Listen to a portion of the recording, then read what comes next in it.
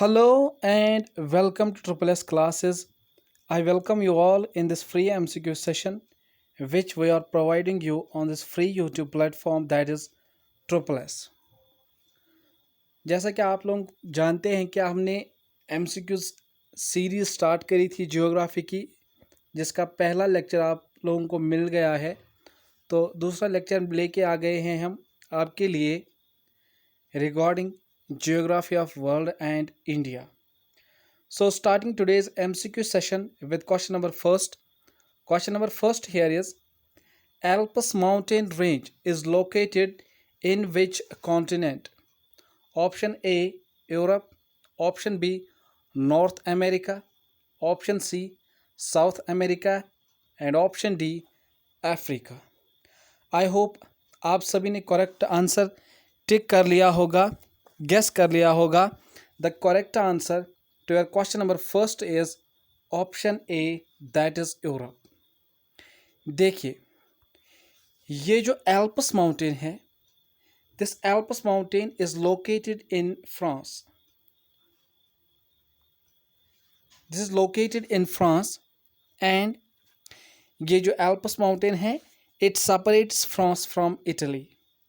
France and Italy को आपस में ये सेपरेट करता है, France and Italy. And southern part of France में है, जो कि this France is a country which is located in Europe. So option A, that is Europe, is the correct answer to your question number first. Coming on to question number second. Question number second here is Mendy पाथर railway station is located in which state? Option A Sikkim, option B Meghalaya, option C Tripura and option D Mizoram. I hope आप सभी ने correct answer, correct option tick कर लिया होगा। The correct answer to your question number second is option B, that is Meghalaya. देखिए, Mendipathar railway station जो है, ये खाली मेघालय में लोकेटेड ही नहीं है, बल्कि this is the first railway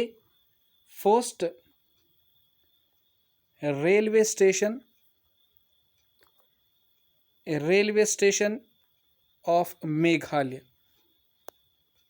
पहला रेलवे स्टेशन है ये मेघालय में and it has been built at about 1035 feet above the sea level.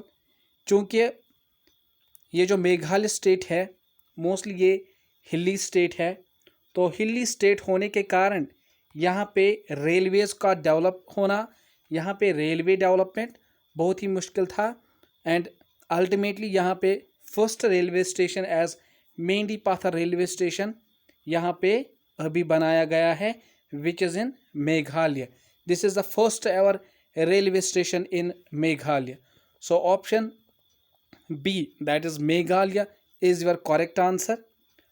Coming on to question number 3. Question number 3 here is Muktoshri, also called as IET 21845, is a variety of which agricultural commodity? Option A wheat, option B rice, option C pulses and option D oil seeds. I hope आप सभी ने correct answer, correct option tick कर लिया होगा। The correct answer to your question number 3 is option B, that is rice. Look, this Muktoshri, that is IET 21845, this is a variety of rice and jointly इसे develop किया है by जो rice research institute है, rice research institute, जो कि West Bengal agriculture department के under आता है, under West Bengal agricultural department के अंदर जो आता है। एक तो वो जॉइंटली आ गए एंड जो नेशनल बॉटनिकल रिसर्च इंस्टीट्यूट है लखनऊ में, नेशनल बॉटनिकल रिसर्च इंस्टीट्यूट जो कि लखनऊ में है, इन दोनों ने मिलके एक नई वैरायटी बनाई है जिसका नाम है मुक्तोश्री। क्योंकि यहाँ पे इसका डेवलप इसीलिए हुआ है क्योंकि एक तो यहाँ पे मान सकते हैं कि ये जो वेस्ट बंगाल है लीडिंग प्रोड्यूसर है राइस का, तो यहाँ पे सभी कोई भी डेवलपमेंट हो राइस का तो लीडिंग स्टेट से ही होगा। तो वेस्ट बंगाल गवर्नमेंट के अंदर जो आता है, वेस्ट बंगाल एग्रीकल्चरल डिपार्टमेंट के अंदर आता है दिस राइस रिसर्च स्टेशन जो कि चुनूसरा में है। एंड इन्होंने जॉइंटली किसके साथ, national botanical research institute Lucknow, उनके साथ मिलके एक नई वैरायटी बनाई मुक्तोश्री, जिसे IET 21845 बी नाम दिया गया है। उसके बाद coming on to question number 4, question number 4 here is with reference to 2011 census consider the following statements. Statement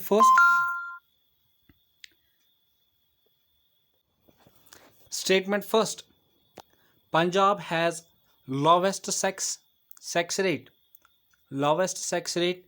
amongst all Indian states. Statement second, West Bengal is most densely populated state amongst all Indian states. And option statement 3, Mizoram has highest female literacy rate amongst all Indian states. Which of the following statements is or correct? Option A, 1 and 2 only. Option B, 2 and 3 only. Option C, 1, 2 and 3. And option D, none of the above. I hope आप सभी ने correct answer, correct option tick कर लिया होगा। The correct answer to your question number 4 is option D, that is none of the above. देखिए, अगर हम statement first की तरफ देखेंगे तो यहाँ पे दिया है Punjab has lowest sex amongst all Indian states. देखिए, अगर हम lowest sex amongst all Indian states की बात करें तो वो आता है हरियाणा अकॉर्डिंग टू 2011 सेंसस, जो कि है 879, उसका सेक्स रेशियो है हरियाणा का, जो कि लोवेस्ट है amongst all Indian states. So statement first is incorrect. Coming on to statement number second, West Bengal is most densely populated state amongst all Indian states. यहाँ पे अगर हम मोस्ट डेंसली पॉपुलेटेड स्टेट की बात करें तो वो है Bihar. Bihar most populated densely state है amongst all Indian states. So statement second here is again incorrect. उसके बाद तीसरे स्टेटमेंट की तरफ देखेंगे, Mizoram has highest female literacy rate. अगर हम हाईएस्ट फीमेल लिटरेसी रेट की बात करें तो वो आता है केरला। केरला जो है वहाँ पे हाईएस्ट फीमेल लिटरेसी रेट पाया गया है amongst all Indian states, and that is equal to 92.07। वहाँ पे इतनी फीमेल लिटरेसी है केरला में। So option D, that is all of the above statements are incorrect. Coming on to question number 5. Question number 5 here is, the famous Vembanad Lake is situated in which of the following states? Option A, Tamil Nadu. Option B, Kerala. Option C, Karnataka. And option D, Goa. I hope आप सभी ने correct answer tick कर लिया होगा। The correct answer to your question number 5 is option B, that is Kerala. Look, this Vembanad Lake is located in Kerala state and it is the longest lake. Vembanad Lake is longest lake in India and इसकी जो length है वो है approximately 96.5 kilometre इसकी total length है। सो this is the longest lake in India which is located in the state of Kerala, this Vembanad Lake. Then coming on to your question number 6. Question number 6 here is, consider the following statements. Statement first, about 1/4 of total cropped area in India is under rice cultivation. Statement second, in West Bengal, farmers grow 3 crops of rice called Aus, Aman and Boro. Statement third, Punjab, sorry, this is Punjab is the leading producer of rice in India. Which of the following statements is are correct? Option A, 1 and 2 only. Option B, 1, 2 and 3. Option C, 3 only. And option D, 2 and 3 only. I hope आप सभी ने correct answer, correct option tick कर लिया होगा, guess कर लिया होगा. The correct answer to your question number 6 is option A, that is 1 and 2 only. Look, अगर हम राइस कल्टीवेशन की बात करें, राइस एक स्टेपल फूड माना जाता है, जो कि अगर हम ओवरऑल पॉपुलेशन की बात करें तो rice is a staple food. ये एक स्टेपल फूड माना जाता है इंडिया में of majority of population. India contributes, अगर हम rice production in the world market की बात करें तो ओवरऑल इंडिया की जो परसेंटेज है वो है near about 21% of total rice production is produced in India. And second, इसकी जो वर्ल्ड में रैंक है इन प्रोडक्शन ऑफ राइस वो है second after China. China first है in production of rice and India second है, जो कि कंट्रीब्यूट करता है 21%, nearly 21% of total rice production. And अगर हम ओवरऑल राइस कल्टीवेशन की बात करें इंडिया में तो about 1/4 of total cropped area is under rice cultivation. So option statement first is correct. Statement second की तरफ देखेंगे. In West Bengal farmers grow 3 crops of rice called Aus, Aman and Boro, which is again correct, क्योंकि यहाँ पे जो climatic conditions है वो allow करती है कि जो फार्मर्स है वहाँ पे वो ग्रो कर पाते हैं 2 to 3 crops of rice in an agricultural year. So statement second is again correct. 3 varieties of rice are produced in West Bengal. First is Aus, Aman and Boro. These are varieties of rice produced in West Bengal. उसके बाद अगर हम statement third की तरफ देखेंगे, यहाँ पे दिया है Punjab is the leading producer of rice in India. This is incorrect. Statement 3 is incorrect because it is West Bengal. West Bengal is leading producer of rice in India. So option A, that is 1 and 2, statement 1 and 2 are correct. Coming on to your question number 7.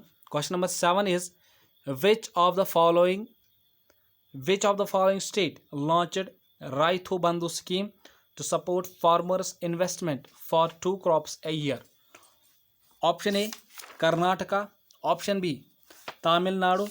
Option C, Andhra Pradesh and option D Telangana. I hope आप सभी ने correct answer, correct option tick कर लिया होगा.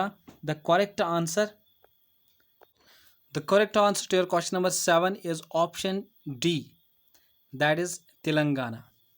देखिए, ये जो under this राइथू बंधु स्कीम एक प्रपोज्ड गवर्नमेंट स्कीम थी. कहाँ पे जो लॉन्च की थी गवर्नमेंट ऑफ तेलंगाना ने, for providing investment support agriculture and horticulture crops by way of, जहाँ पे किसानों को 4,000 रुपीज़ पर एकड़ पर farmer each season for purchase of inputs जो उनको चाहिए थे, like seeds, fertilisers, pesticides, labour and बाकी जो खर्चात आते हैं वो खर्चा पूरे करने के लिए हर एक फार्मर को, हर एक किसान को 4,000 पर एकड़ पर फार्मर यहाँ पे इन्वेस्टमेंट दिया जाता था, सपोर्ट दिया जाता था in the field operation of farmers choice for the crop season. So answer is D, that is Telangana. Coming on to question number 8. Question number 8 is the expression green gold revolution refers to which of the following? Option A, afforestation program. Option B, bamboo. Option C, wind turbines. And option D, solar panels. I hope आप सभी ने correct answer, correct option tick कर लिया होगा. correct answer to your question number 8 is option B, that is bamboo. Coming on to question number 9. Question number 9 here is, which of the following are potential benefits of agroforestry in India? First is sustainable income for the farmers. Secondly, conservation of agroforestry. And thirdly, increased productivity of crops. And fourthly, prevention of soil erosion. Which of the following is are correct? Option A 1, 2 and 4. Option B 1, 2 and 3 only. Option C 1, 2, 3 and 4. And option D 2, 3 and 4. I hope आप सभी ने correct answer, correct option tick कर लिया होगा. The correct answer to your question number 9 is option C, that is all of the above और correct regarding agro forestry.